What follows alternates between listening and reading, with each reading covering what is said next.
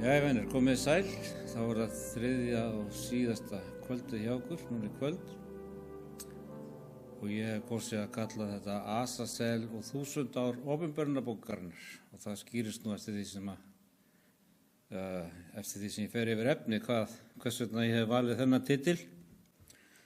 En Asasel og 1000 ár opinberunarbókarinnar. Ég langar að fjalla Asasel sem blóra böggullin í helgidómsþjónustunni. Það enda stendur hvergi blóra böggulli varðandi hann allavega í Biblíunni, en þetta var svona eitthvað orð sem mér fannst passa. Hann kallaður Asasel í Gamla testamentinu. Og mér langar að tala það hvernig þetta tengist 1000 ára tímabilinu sem sagt frá í opinberunarbókinni. Jarneski helgidómurinn var lexía sem kenndi hvernig Guð leysir syndavandann. Og mér langaði að lesa hér í Hebreabréfinu vegna þess að hann setur grunninn til að skilja hvernig Guð leysir syndavandann á himnum og útskýrir það með jarneskum helgidómi með lexíu sem við getum séð. Og í Hebreabréfinu 8:1 segir: höfuðinntaks þess sem sagt hefur verið þetta: við höfum þann æðsta prests settur til hægri handar við hásætti hátignarinnar á himnum. Hann helgiþjónn helgidóms og tjaldbúðarinnar hinnar sönnu sem drottin reisti hinn eigi maður. Svo himneski helgidómurinn hinn sanna tjaldbúð, hitt aðeins eftirlíking. Og svo segir hér í versi 3: sérhver æðsti prestur skipaður til þess að bera fram bæði gjafir og fórnir. Þess vegna nauðsynlegt að þessi æðsti prestur hafi líka eitthvað fram að bera.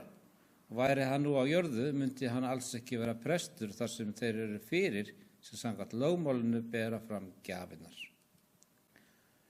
Og tökum nú eftir 5. versið, en þar segir: en þeir þjóna eftirmynd og skugga hins himneska. Svo hinn jarneski helgidómur og þjónusta hans, þjónusta æðsta prestsins var eftirmynd af himneskum raunveruleika. Og eins og Móse fékk bendingu frá Guði hann var að koma upp tjaldbúðinni, að það segir: gæt þess, sagði hann, að þú gjörir allt eftir þeirri fyrirmynd sem þér var sýnd á fjallinu, en nú hefur Jesús fengið þeimun ágætari helgiþjónustu sem hann meðalgangari betri sáttmála sem byggist á betri fyrirheitum. Svo nýji sáttmálinn betri vegna þess að blóð Jesú fjarlægi syndina í raun. Blóð Jesú leysir syndavandann. Blóð nauta og geita getur ekki tekið burt synd. Og það sem við viljum gera að kíkja á þessa daglegu þjónustu í hebreska helgidómnum. Og ef við lesum fyrst í 15. kafla í 3. Mósebók, að þá myndum finna nokkra mismunandi kaflar sem tala hvernig dagleg þjónusta og helgidómurinn fór fram. En í grundvallar atriðum þetta útlínan af því sem átti þessi stað í daglegri þjónustu, að í fyrsta lagi höfðum við syndarann og auðvitað syndarinn sekur og ætti því að deyja. En auðvitað vill Guð ekki að syndarinn deyi og því getur syndarinn komið með óflekkað dýr. Og við skulum nota lambið sem dæmi þó það voru önnur hrein dýr sem einnig var fórnað. En syndarengan komið með óflekkað lamb sem tákn Jesú Krists. Og okkur sagt þar í nokkrum köflum að syndarinn eða presturinn myndi leggja hönd sína á höfuð hins flekklausa, lítalausa fórnarlambs og hann myndi játa syndir viðkomandi á höfuð dýrsins. Og nú þurfum við að skilja ástæðinu fyrir því að það var sett á höfuðið. Hvað ertu með í hausnum á þér? Heilinn þinn líffæri hugans. Og hvar voru syndirnar lagðar á Jesú? Hvar fann hann fyrir gríðarlegri byrði syndarinnar? Það var í samvisku hans eða það var í huga hans. Og svo finnum við hér að syndarinn lagði hönd sína, eða presturinn lagði stundum hönd sína á höfuð fórnarlambsins og hann myndi játa syndina á höfuð fórnarlambsins. Og þannig færðist syndin frá syndaranum til fórnarlambsins og þá tók syndarinn eða presturinn hníf og úttelti blóðið þess dýrs og syndarinn gæti farið heim með vissu fyrirgefningu því syndin hafði verið flutt frá syndaranum til fórnarlambsins og fórnarlambið hafði dáið í stað syndarans. Og þetta er athöfnin sem er fyrst og fremst lýst í 3. Mósebók í fyrstu 15 köflunum í þeirri bók. Nú ætla ég að lesa nokkuð dæmi úr þessum köflum í 3. Mósebók. Við getum fengið smá mynd af þessu, því að eins og í 3. Mósebók 5:10, eftir að hafa talað eina af fórnunum, segir þetta: og presturinn skal friðþægi fyrir hann. Og takk nú eftir að þetta var einstaklingsbundið. Og presturinn skal friðþægi fyrir hann vegna syndar þeirra sem hann hefur dríkt, og mun honum fyrirgefið verða. Þetta er einstaklingsbundið og taktu eftir persónlegu fornafninu sem notað er nokkru sinnum. Fyrir hann, synd hans sem hann hafði dríkt og honum fyrirgefið. Og það er einnig í 3. Mósebók 5:13 þar sem segir: og presturinn skal friðþægi fyrir hann fyrir synd þá hann hafði dríkt með einhverju þessu og honum mun fyrirgefið verða. Og enn og aftur er þetta spurning fyrirgefningu og þetta er einstaklingsbundið. Og við sjáum líka í Sálmi 51, vers 3 og 4, að þetta er iðrunar sálmur Davíðs þegar Davíð framdi synd sína, hór og morð, og taktu eftir því hvað Davíð bað: Guð, vertu mér náðugur sakir elsku þinnar, afmá brott mín sakir þinnar miklu miskunnsemi, þvó mig hreinan af misgjörð minni, hreinsa mig af synd minni. Og hvað var það sem var hreinsað í daglegri þjónustu í musturinu? Var það syndarinn eða var það helgidómurinn? Og vissulega var það syndarinn sem var hreinsaður en ekki helgidómurinn í daglegri þjónustu. Og við skulum líka taka eftir í 3. Mósebók 17:11 að hér er talað fórnina á altarinu og okkur er sagt: því að líf líkamans er í blóðinu og það er Guð sem talar, og ég hef gefið yður það á altarið til þess að með því sé friðþægt fyrir yður, því að blóðið friðþægir með lífinu. Nú er athyglisvert smáatriði í 3. Mósebók að ef þú lest kafla 1-15 þá er ákveðið orð sem birtist aftur og aftur. Þessi orð eru til dæmis synd, afbrot, óhreinleiki og ranglæti, og í næstum í hvert einasta skipti sem þessi orð koma fyrir í fyrstu 15 köflunum í þessari bók koma þau fyrir í eintölu.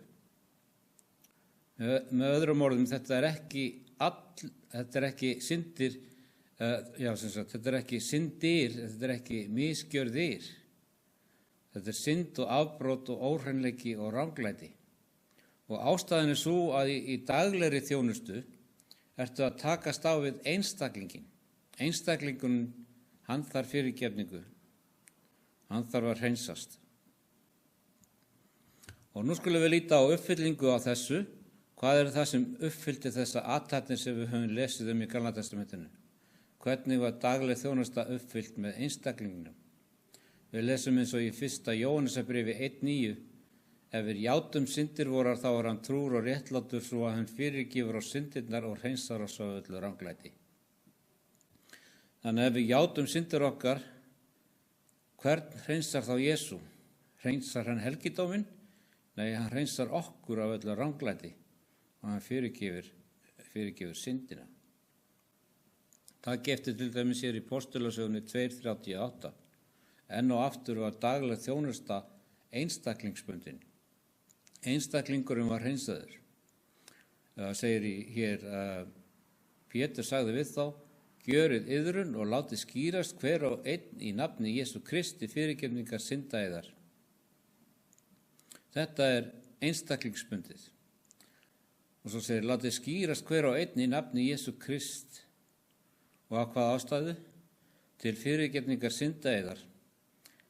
Þá munu þér, og enn og aftur er þetta í persónulegt fornafn, þá munu þér öðlast að gjöf heilagan anda. Svo iðrunin, hún er einstaklingsbundin. Hebreabréfi 9:22 segir: og samkvæmt lögmálinu það nálagt allt sem hreinsast með blóði og eigi fæst fyrirgefning án úthellingablóðs. Og taki eftir því að án þess að úthella blóði þá enga fyrirgefningu að hafa. Og Opinberunarbókin 1:5 segir Jesú: og frá Jesú Kristi sem votturinn trúi, frumburður dauðra, höfðingi yfir konungum jarðarinnar, hann elskar oss og leysti oss frá syndum vorum með blóði sínu. Hann þvær okkur persónlega og þetta einstaklingsbundin þjónusta. Einn texti viðbót úr Postulasögunni 5:31, þar sem talað Jesú, og þetta Pétur sem að tala. Hann hefur Guð hafið sér til hægri handar og gjört hann að foringja og frelsari til að veita Ísrael afturhvarf og fyrirgefningu synda sinna. Það var hreinsun syndarans sem að vera að fjalla og þegar við tökum á móti Jesú Kristi sem frelsari og drottni, og þegar við iðrumst og þegar við játum syndir okkar og þegar við treystum á Jesú Krist og við krefjumst hans sem æðsta prest okkar, tekur hann líf sitt og dauða og setur það á okkar reikning og hann lítur á okkur eins og við höfum aldrei syndgað, en við okkur fyrirgefið. En taktu eftir að það var ekki þar sem helgidómsþjónustan endaði. Þetta var ekki endurinn á þeirri þjónustu sem fer fram þar. Þegar syndaranum var fyrirgefið, segir Biblían okkur að presturinn myndi taka blóðið inn í helgidóminn og hann myndi stökkva blóðinu í helgidóminn. Hvar var skráning syndarinnar á þessum tímapunkti? Syndin var ekki lengur á syndaranum, syndin var lögð á fórnarlambið. Með öðrum orðum, blóð fórnarlambsins var saurgað vegna þess að það hafði synd syndarans. Saklaust fórnarlambið hafði synd syndarans. Og þegar blóðið var tekið inn í helgidóminn, hvað gerðist þá með helgidóminn? Helgidómurinn saurgaðist af skránni synd sem hafði verið færð í blóði fórnarlambsins. Og nú ein spurning sem fólk gjarnan spyr: hvernig það mögulegt að heilagur helgidómur gæti haft vanheilaga synd? Og þannig get ég spurt líka annars spurningar. Hvernig stendur á því að Jesús Kristur sem mjög heilagur, syndlaus, getur haft synd á sjálfum sér? Reyndar skulum við taka eftir hér í Hebreabréfinu 7:26, þar sem okkur sagt Jesú Krist, að það segir: slíks æðsta prest höfum við þörf sem heilagur, svikalaus, óflekkaður, greindur frá syndurum og orðinn himnunum hærri. Þannig að var Jesús óflekkaður og fullkominn á lýtalis. Algjörlega. En tók Jesús syndina á sig þrátt fyrir að hann væri heilagur og syndlaus. Takk eftir síðara Korinthubréfi 5:21 að hér segir: þann sem þekkti ekki synd, gjörði hann að synd voru vegna, til þess að vér skyldu vera réttlæti Guðs í honum. Þannig að hann þekkti enga synd, en hann var gerður að synd fyrir okkur. Hann tók á sig okkar syndir, til þess að vér skyldu vera réttlæti Guðs í honum. Nú syndin sem Jesús bar var ekki hans eigin. Það var Kristi framandi, alveg eins og með helgidóminn. En það var honum tilreiknað og það var ekki hans. Hins vegar var hann heilag vera sem bar synd á sama hátt og helgidómurinn var heilagur staður, en hann ber vott synd. En það er ekki synd Guðs, það er synd syndarans sem sett inn í helgidóminn. Þetta er mikilvægt að hafa á hreinu. Og nú skulum við taka eftir því hvað Biblían hefur að segja flutning syndar frá presti inn í helgidóminn. Og hún var flutt á 2 mismunandi vegu. Og segir hér í 3. Mósebók, við getum tekið mörg dæmi úr þessum 15 köflum sem eins og ég nefndi áðan, úr 3. Mósebók. Og ég valdi hér nokkur að taka eftir hérna í kafla 4 og vers 5 og 6. Að þetta er ein leiðin þar sem syndarans var flutt inn í helgidóminn með blóðinu. Það stendur hér: skal smurði presturinn taka nokkuð af blóði uxans, og í þessu tilviki það uxi, þess að það eru fórnir sem eru færðar fyrir leiðtoga Ísraels. Og svo segir: skal smurði presturinn taka nokkuð af blóði uxans og bera það inn í samfundatjaldið, skal presturinn drepa fingri sínum í blóðið og stökkva 7 sinnum nokkru af blóðið frammi fyrir drottni, fyrir framan forntjald helgidómsins. Og það er forntjaldið sem skildi hið heilaga frá hinu allra helgasta. Blóð fórnarlambsins var flutt inn í helgidómin og ásamt blóðinu. Og syndin sem er í blóðinu var flutt þannig inn í helgidómin. En það var önnur leið sem þar sem synd var flutt inn í helgidómin, og það er ef æðstipresturinn eða prestur í helgidóminum át hold fórnardýrsins. Og hvernig er þetta uppfyllt í raun og veru? Þetta var bara sýnikensla af því sem gerist í raunveruleikanum. Við Hebreabréfi 9, 11 og 12 segir: en Kristur er komin sem æðsti prestur hins komandi gæða. Hann gekk inn í gegnum hinn stærri og fullkomnari tjaldbúð sem ekki er með höndum gjörð, það er að segja ekki af þessari sköpun. Ekki fór hann með blóð hafra og kálfa, heldur með eigið blóð inn í hið heilaga í eitt skipti fyrir öll og aflaði eilífrar lausnar.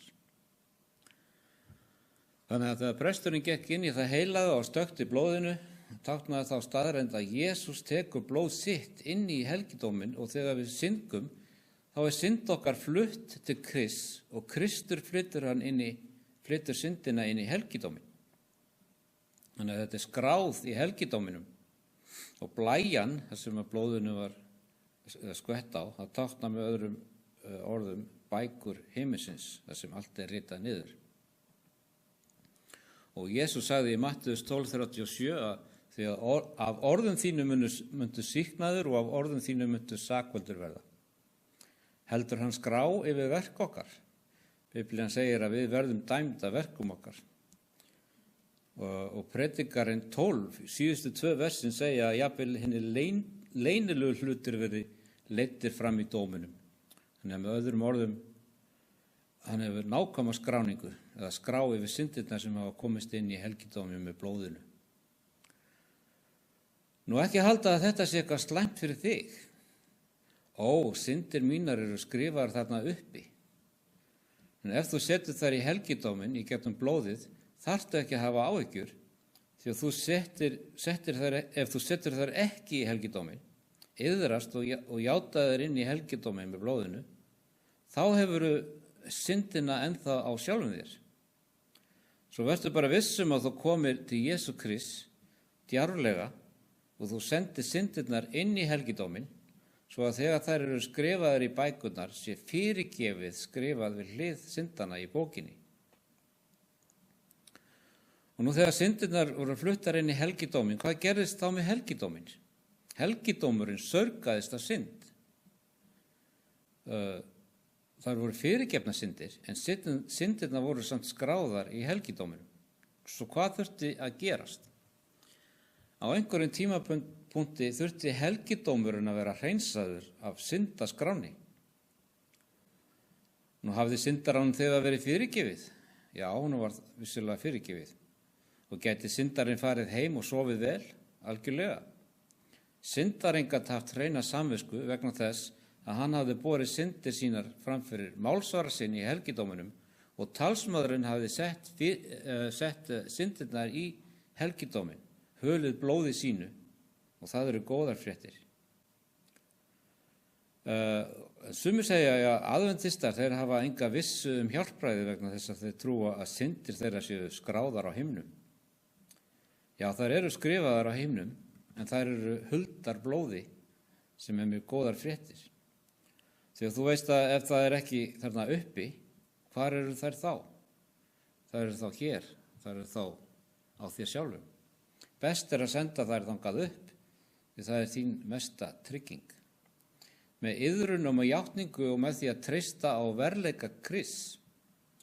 Svo með öðrum orðum, helgidómurinn, jafnvel þó að þessi syndir tilheyri ekki helgidómnum, þær eru framandi fyrir helgidómin. Helgidómurinn tileinkaði sér þessar syndir, þó þær tilheyrðu ekki heilögum helgidómi, alveg eins og Jesús tók syndir okkar sem ekki tilheyrðu honum. Nú var syndarinn hreinsaður af daglegri þjónustu. Með daglegri þjónustu saurgaðist helgidómurinn, svo hvað þurfti að gerast við helgidóminn? Það þurfti að hreinsa helgidóminn. Talar Biblían að hreinsa hinn himneska helgidóm? Já, við lesum það til dæmis í Daniel 8:14, það sem segir, og hann sagði við hann 2300 kveld og morgnar og þá mun helgidómurinn aftur verða komin í samt lag. Og hvaða helgidómur er þetta? Þetta er hinn himneski helgidómur. Og svo segir líka í Hebreabréfinu 9:23, þessi texti segir okkur að það er eitthvað á himnum sem er saurgað sem þarf að hreinsa. Og það segir, það var því óhjákvæmilegt að eftirmynd þeirra hluta sem á himnum eru urðu hreinsaðir með slíku, en sjálft hið himneska krefst betri fórna en þessara.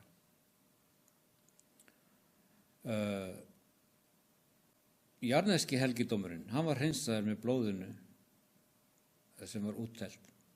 Þannig að hinn himneski verður hreinsaður með betra blóði en því.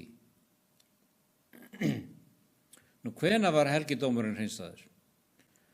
Hann var í raun hreinsaður einu sinni á ári á svokölluðum friðþægingadegi. Og við þurfum því að líta á þjónustu friðþægingadagsins. Og samkvæmt 3. Mósebók 16:7 á friðþægingadeginum voru valdir 2 geithafrar og hlutkesti var kastað. Og átti annar þeirra að vera geithafur fyrir drottinn og hinn skyldi vera geithafur sem að kallast Asasel eða blóraböggulinn, eins og ég kýsa kalla hann. Og nú skulum við lesa það í 3. Mósebók 16:7. Þá skal hann taka báða geithafrana og færa þá fram fyrir drottinn og að dyrum samfundatjaldsins. Þannig að þú hefur 2 geithafra, einn handa drottni og einn fyrir Asasel, og þeir eru bornir fram við dyr samfundatjaldsins. Og nú segja sumir, hvers vegna í óskopunum þurfti þetta eiga sér stað? Hvers vegna þurfti þú að hafa eina geit handa drottni og aðra geit fyrir Asasel? Geithafurinn fyrir drottin hafði þann tilgang að hreinsa helgidóminn. Og við þurfum að skilja það fyrst. Nú, hverra syndir voru það þá til skoðunar á friðþægingadeginum? Voru það syndir allra ranglátara sem koma til skoðunar á friðþægingadeginum? Nei, það voru aðeins syndirnar sem í gegnum árið voru komnar inn í helgidóminn með blóðinu. Aðeins það sem hefur verið bornar með blóðinu inn í helgidóminn voru til skoðunar. Og sumir geta sagt, hvers vegna þurfti Guð að skoða heimildirnar í himneska helgidóminum? Fyrirgaf hann ekki syndarans þegar hann játaði synd sína og iðraðist og treysti á veruleika Krists? Var það ekki nóg? Leyfðu mér þá að útskýra. Eru allir kristnir sannkristnir? Er til eitthvað sem heitir falskristnir? Ef þú trúir því ekki, leyfðu mér þá að gefa þér nokkur dæmi. Jesús sagði, ekki muni hver sá sem við mig segir, Herra, Herra, ganga inn í himnaríki, heldur sá einn að gjörir vilja föður mín sem er á himnum. Eru það kristnir? Augljóslega. Margir muni segja við mig á þeim degi, Herra, Herra, höfum við ekki kennt í þínu nafni, rekið út illa anda í þínu nafni og gjört í þínu nafni mörg kraftaverk. Og hvernig svarar Jesús? Býður hann alla velkomna inn? Nei, hann segir, aldrei þekkti ég yður, farið frá mér illgjörðamenn. Segir Biblían að jafnvel sumir þjónar dulbúast sem þjónar réttlætis? Vissulega. Og segir Biblían okkur að það sé hveiti og illgressi í kirkjunni. Það segir það svo sannarlega. Og segir Biblían okkur að net fagnaðarinsins safnar góðum fiskum og vondum fiskum og það þurfi að sortera þá í sundur. Þannig er dómurinn. Segir Biblían okkar frá hyggnum og fávísum meyjum. Sögðust þær ekki allar vera kristnar eða trúaðar? Já, vegna þess að þær áttu allar lampa sem tákna Biblíuna og þær hefðu allar ákveðið magna olíu. Svo er til eitthvað sem heitir fólk sem játar trú á Jesú Krist en það er falskt trúað.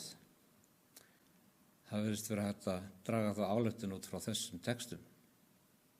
Þannig að verður Jesús að draga fram nöfnin í dómnum til að sýna hver raunverulega iðraðist syndina og játaði synd og treysti á veruleika Jesú og að líf þeirra sýndi að þeir hafi trúað, trú sem virkaði.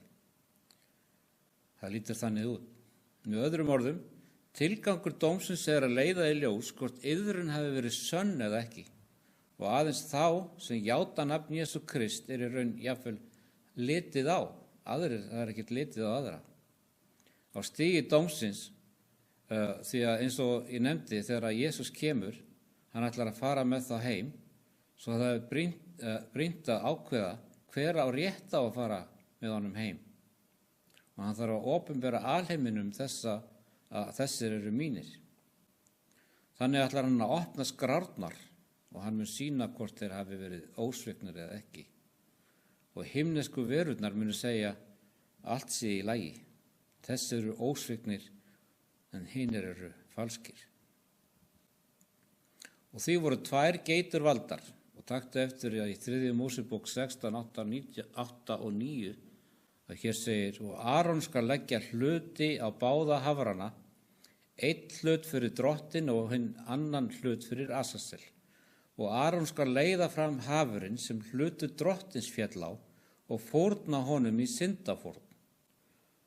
Svo hvern táknar fyrri geitin, það er geit drottins. Geit drottins táknar Jesú Krist. Nú það eru sumir sem halda því fram að friðþægingadagurinn hafi átt sér stað við krossin.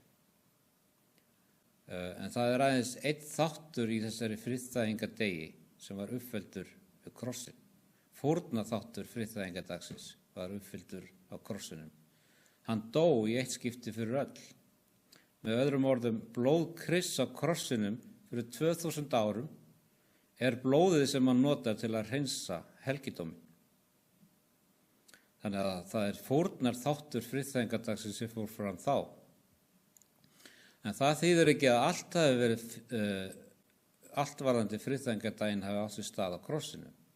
Það var aðeins þessi fórn þessar geitar sem var færð á friðþægingadaginn sem táknar þá staðreynd að Jesús fórnaði sjálfum sér fyrir 2000 árum og gaf blóð sitt. Og hlustu nú vel á hér í 3. Mósebók 16. kafla. Þar verða þessi orð sem voru í eintölu í fyrstu 15 köflunum, eins og ég var að lesa á það. Í fyrstu 15 köflunum voru þessi orð allir í eintölu, en nú eru þau komin í fleirtölu. Það er ekki lengur synd, það eru syndir. Það er ekki lengur misgjörð, það eru misgjörðir. Það er ekki lengur óhreinleiki, það er óhreinleikar. Og vegna þess að það sem er í augsýn á friðþægingadeginum, það er hreinsun á sameiginlegri synd allra í búðum Ísraels. Það var ekki lengur einstaklingsverk. Það er hreinsun á sögu syndarinnar í helgidómnum. Og sjáðu hér í 3. Mósebók 16, 15 og 16, þar sem segir: Þessu næst skal hann slátra hafrinum, ætlaður lýðnum til syndafórnar og bera blóð hans inn fyrir fortjaldið og fara með blóðið úr honum á sama hátt eins og hann fór með blóðið úr uxunum og stökkva því á lokið og fyrir fram á lokið og friðþægja þannig fyrir helgidóminn vegna óhreinleika Ísraels manna í fleirtölu og vegna misgjörða þeirra í hverju sem þeir kunna hafa syndgað. Og eins skal hann fara með samfundatjaldið sem stendur meðal þeirra mitt í óhreinleika þeirra. Í raun og veru er það óhreinleikar á hebresku og er þetta starf í þágu alls fólksins. Og þú veist að þegar friðþægingadagunum lauk hafði helgidómurinn og fólkið verið hreinsað af sögunni synd sem kom inn í helgidóminn. Og við skulum lesa það í kafla 16 og versunum 30-32 þar sem segir að því að á þessum degi skal friðþægt verða fyrir yður til þess að hreinsa yður af öllum syndum yðar skulu þér hreinir vera fyrir drottni og það skal vera yður algjör hvíldadagur og þér skulu fasta, það er ævarandi lögmál, en friðþæginguna skal gjöra sá prestur eða smyrja á og vígjast skal til þess og hann þjóni í prestsembætti í stað föður síns og skal hann klæðast línklæðum hinum helguklæðum. Og þegar að friðþægingardeginum lauk, þá voru allir hreinir. Þetta var hreint fólk, þetta var hreinn helgidómur, þetta var hreinn prestur og þetta var hreinar búðir. Með öðrum orðum, syndin hafði verið útrýmt úr búðum Ísraels. Nú það er eitthvað mjög mikilvægt að það er að þegar að friðþægingardeginum lauk voru öll mál í Ísraels tekin fyrir. Og í uppfyllingu þess, hvernig uppfyllist það? Hvað gerist þegar að þjónustunni í helgidóminu lýkur og þegar að náðatímanu lýkur?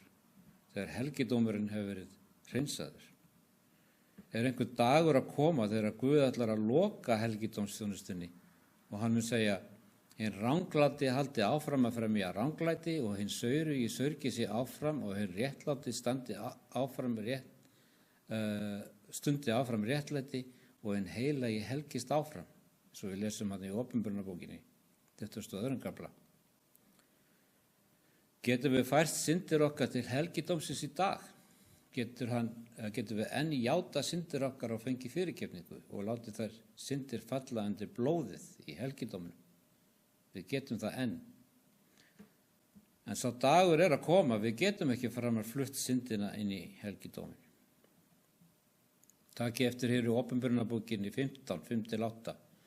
Og eftir þetta sá ég það upp á lokið musturinu á himni tjaldbúð vitnisburðarins og útgengu úr musturinu englarnir 7 sem höfðu pláurnar 7, klæddir hreinu skínandi líni og girtir gullbeltum brjóst. Og englunum 7 fekk einn af verunum 4 7 guldskálar fulla reiði Guðs, hans sem lifir aldir alda. Það bikarinn er fullur á þessum tímapunkti og náðatímanum er lokið. Og allri reiði Guðs er hér úttelt. Og takið svo eftir í 8. versi. Og musterið fylltist að reiknum af dýrð Guðs og mætti hans og enginn mátti innganga í musterið, eins fullnaði voru þær 7 plágur englana 7. Það gat enginn, sem sagt á þessum tímapunkti, enginn gat lengur gengið inn í musterið. Getum við gengið inn í helgidómin í dag fyrir blóð Jesú? Geta syndir okkar farið inn í helgidómin þegar við iðrumst og við játum syndir okkar og treystum á Jesú Krist? Við getum það enn í dag. En sá tími kemur að við getum ekki lengur farið með þær þangað inn. Það er ekki að tala um að við förum líkamlega þangað inn. Það er að tala um inngöngu fyrir trú. Fyrir trú koma til hásætti náðarinnar, djarflega, eins og segir í 4. kafla Hebreabréfsins. Og skiljiði hvernig við getum komið til helgidómsins í dag á himnum. Við komum djarflega í trú í getum Jesú Krist. Og við tökum líka eftir í Opinberunarbókinni 22:11 þar sem segir að hinn réttláti haldi áfram að fremja ranglæti og hinn saurgi sig áfram og hinn réttláti stundi áfram réttlæti og hinn heilagi helgist áfram. Hefur það ákveðin endanleika? Með öðrum orðum, það kemur dagur þar sem þú ert ennþá óhreinn og þá mun helgidómsþjónustan hafa verið lokið og við getum ekki lengur flutt syndina inn í helgidómi lengur. Og nú skulum við tala síðasta atburðin sem átti sér stað í friðþægingardeginum, því það sem hefur gerst er að syndin, hún hefur verið hreinsuð af helgidóminum. Ef geit drottins er fórna til að hreinsa helgidómin, þá hreinsar blóðið helgidómin, en það er samt önnur mjög mikilvæg athöfn sem fór fram. Takk eftir því hér í 3. Mósebók 16, 20-22. Eftir að helgidómurinn hafði verið hreinsaður af æðsta prestinum með blóði fórnarinnar, segir Biblían okkur að æðsti presturinn myndi ganga að dyrum samfundatjaldsins. Biblían segir okkur að hann myndi leggja báðar hendur sínar á höfuð blórabögglusins. Helgidómurinn hafi þegar verið hreinsaður með blóði geitarhafs drottins. En nú kemur hann með allar misgjörðirnar og allar syndirnar og hann ætlar að leggja báðar hendur sínar á höfuðið á blórabögglunum og hann ætlar að játa þær yfir honum. Og við sjáum það hér í 3. Mósebók 16:20 það sem segir: hann þannig hafði lokið friðþægingu helgidómsins, samfundatjaldsins og altarisins skal hann leiða fram lifandi hafurinn. Það var búið að slátra hinum, þannig að það var einn lifandi eftir. Nú hafi helgidómurinn þegar verið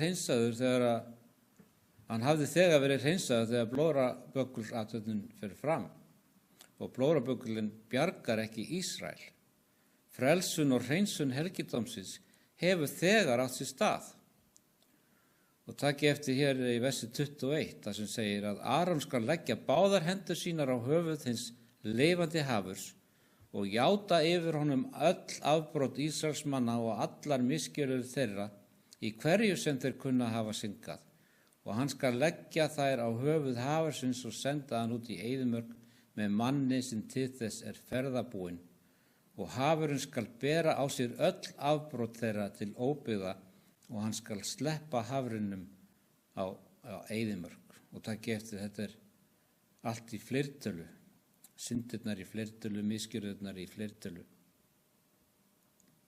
Og 2 einkenni, geithafurinn eftir að syndirnar voru settar á hann, þá var hann sendur í eyðimörkina til lands þar sem engir íbúar voru. Og þá það nú spurningin, hvar þessi athöfn uppfyllt? Því þetta var bara sýnikensla eins og ég búin að vera komin á. Hvar þetta uppfyllt í raunveruleikanum? Því að nú skoðum við svolítið spennandi efni, því að í Opinberunarbókinni 21:3 að þetta strax eftir endurkomu Jesú í 19. kafla, að það segir: Nú sá ég engil stíga niður af himni, hann hélt á lykli undir djúpsins og stórum fjötri í hendi sér. Nú þetta orð undir djúpsins gríska orðið abúsos, sem ætti að þýða djúp, eins og segir undar þarna, undir djúpið. Og það sama orðið og kemur fyrir í 1. Mósebók 1:2, þar sem það talað um djúpið. Það segir: Jörðin var auð og tóm og myrkur grúfði yfir djúpinu. Og hvernig vitum við að abúsos á grísku það sama og tehóm á hebresku? Og það mjög einfalt, við höfum þýðingu á Gamla testamentinu á grísku. Og í hvert sinn sem að hebreska orðið tehóm, þetta orð í 1. Mósebók 1:2 kemur fyrir í gríska Gamla testamentinu, að þá það þýtt abúsos. Svo hvað þýðir orðið abúsos? Það að tala um jörðina í hvaða ástandi. Það tala um jörðina í sama ástandi og eins og hún var í upphafi, án forms og tóm og í myrkri og án nokkura íbúa. Svo það jörðin þar sem þetta á sér stað. Og svo segir það að hann tók drekann, þann gamla höggorm sem djöfull og Satan og batt hann 1000 ár og hann kastaði honum í undirdjúpið, í abúsos.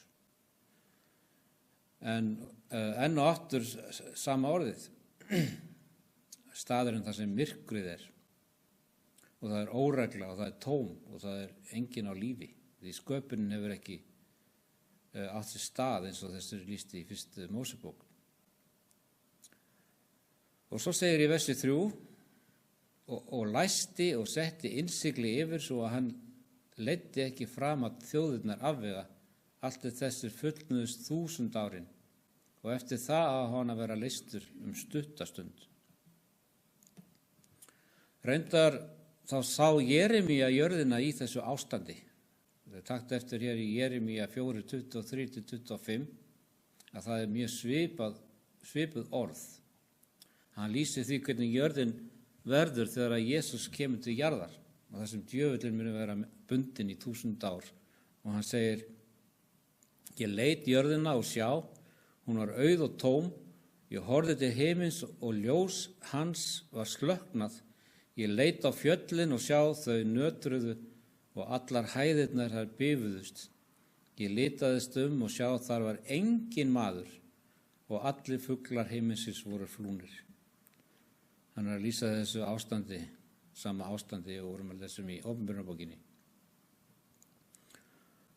Og samhliða þessu þá annar texti í Jesaja, kapla 24, 19-22, að þetta lýsir endurkomu Jesú og því sem að fara að gerast þegar að Jesús kemur. Það segir jörðin brestur og gnestur, jörðin rofnar og klofnar, jörðin riðar og yðar, jörðin skjögrar eins og drukkin maður, henni svipar til og frá eins og vökuskýli. Misgjörð hennar liggur þungt á henni, hún hnígur og fær eigi risið upp framar.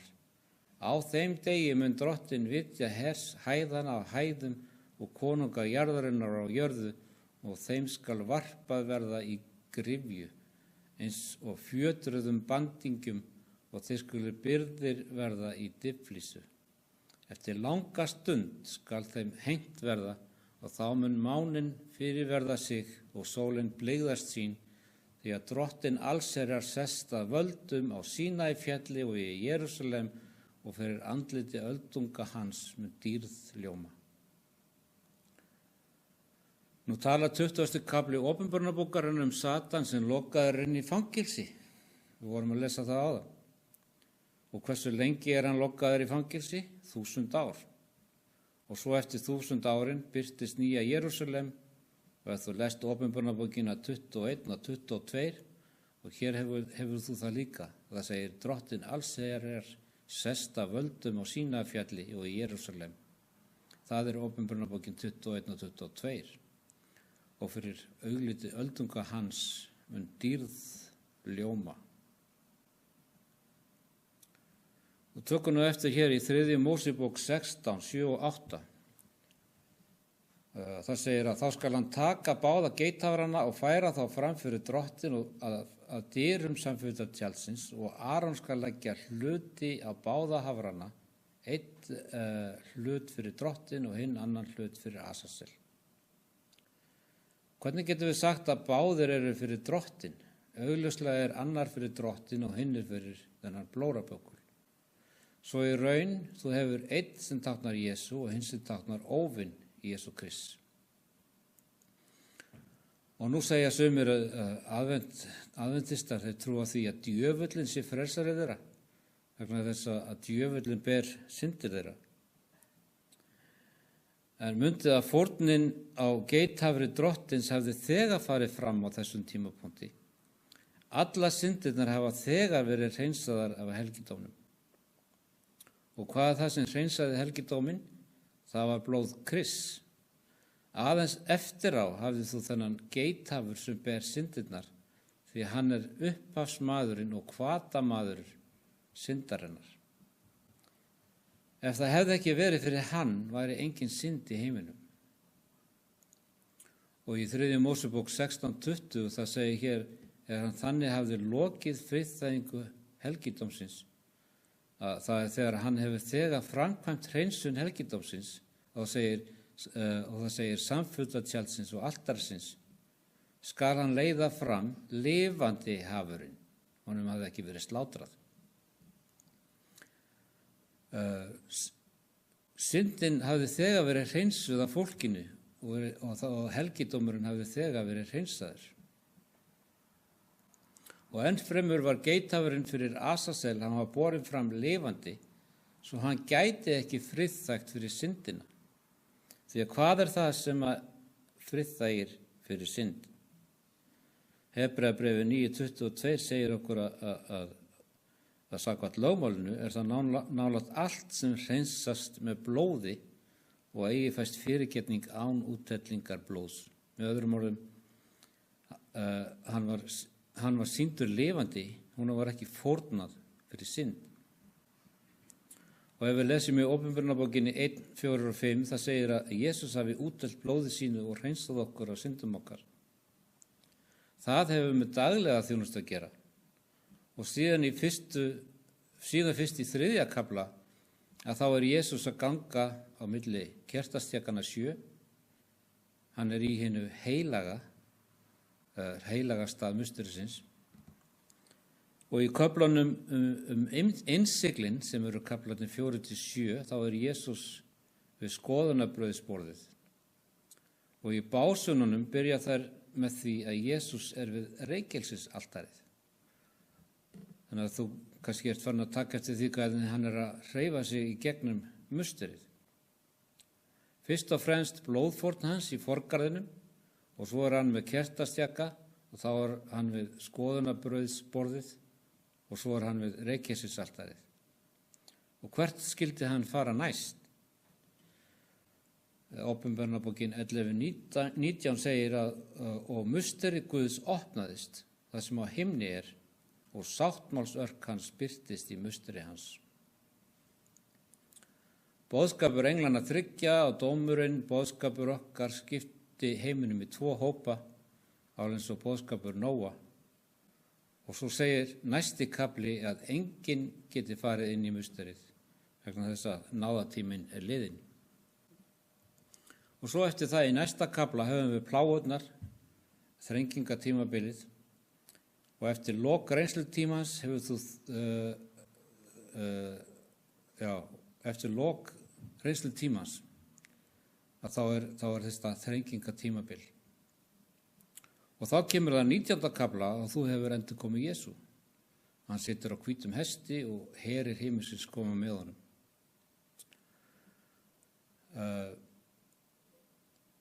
Og svo er það í 20. kafla að þú hefur þessa blórabögguls athöfn í Åpenbarnarbókinni. Satan er bundinn við plánetuna jörð í óbyggðu landi vegna þess að allir fylgjendur hans eru dánir, jörðin er eins og víðáttumikil eyðimörk og svo eftir 1000 ár skapa Guð nýjan himinn og nýja jörð í Åpenbarnarbókinni 21 og 22. Við sjáum það að þetta er allt í réttri röð samkvæmt þjónustunni í helgidónum. Og ljóst er að í röðinni sem birtist í Åpenbarnarbókinni að þá kemur þessi blórabögguls athöfn nákvæmlega á þeim stað þar sem við myndum búast við henni samkvæmt þessari fyrirmynd sem við sjáum í hebreska helgidóminum í Gamla testamentinu. Nú hvað með hérna óguðlegu? Við höfum talað Satan vegna þess að hann er upphafsmaðurinn, hvatamaðurinn. Hann á eftir að þola síðustu refsinguna. En hvað með hérna óguðlegu? Syndirnar trúuðu verða settar á Satan. Það kemur úr helgidónum og verður lagt á Satan, það sem er í helgidónum. En hver á að bera syndir hérna óguðlegu? Á friðþægingardeginum urðu allir í Ísrael að einbeita sér að því sem var að gerast á meðan æðstipresturinn var að hreinsa helgidóminn. Og þeir þurftu að þjaka sálu sína og hreinsa lífsitt af synd. Og taki eftir hér í 3. Mósebók 23, 29 og 30 að það segir: Því að hver sá eigi fastar þannan dag skal upprættur verða úr þjóð sinni og hvern þann eitthvað verk vinnur þennan dag, hann vil ég afnema úr þjóð hans. Þannig að fólki það var að fasta á þessum friðþægingardegi. Þau þurftu að þjaka sálur sínar og þeir gátu ekki unnið neitt verk á þessum degi. Og ástæðan fyrir því að þeir unnu ekki svo að hugur þeirra var að einbeita sér af því sem var að gerast í hinu allra helgasta. Allir voru saman í kringum helgidóminn til að einbeita sér af því sem æðstipresturinn var að gjöra. Og reyndar var æðstipresturinn með bjöllur botn klæða sinna svo að Ísraels geti fylgst með ferðum hans inn í helgidóminn.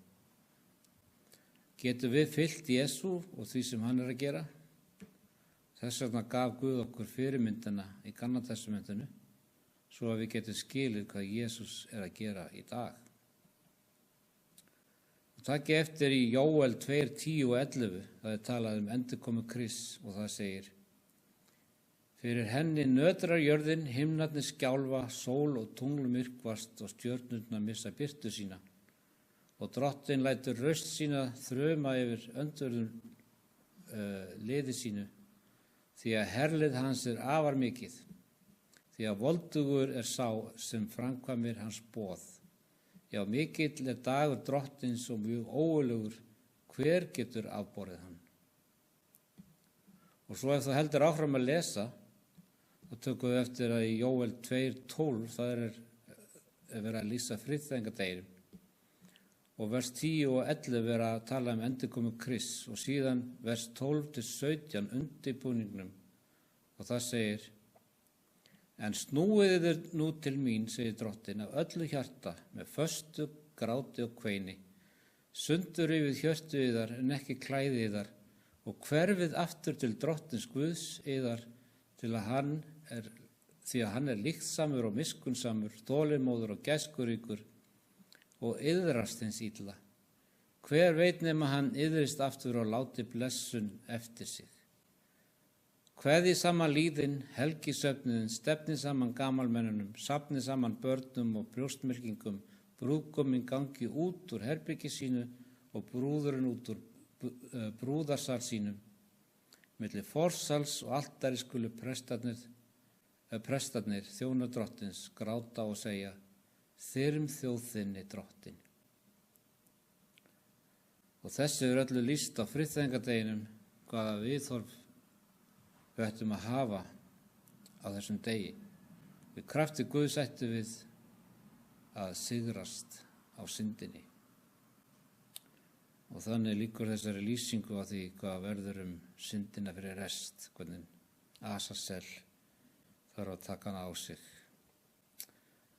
í lok tímana. Takk fyrir.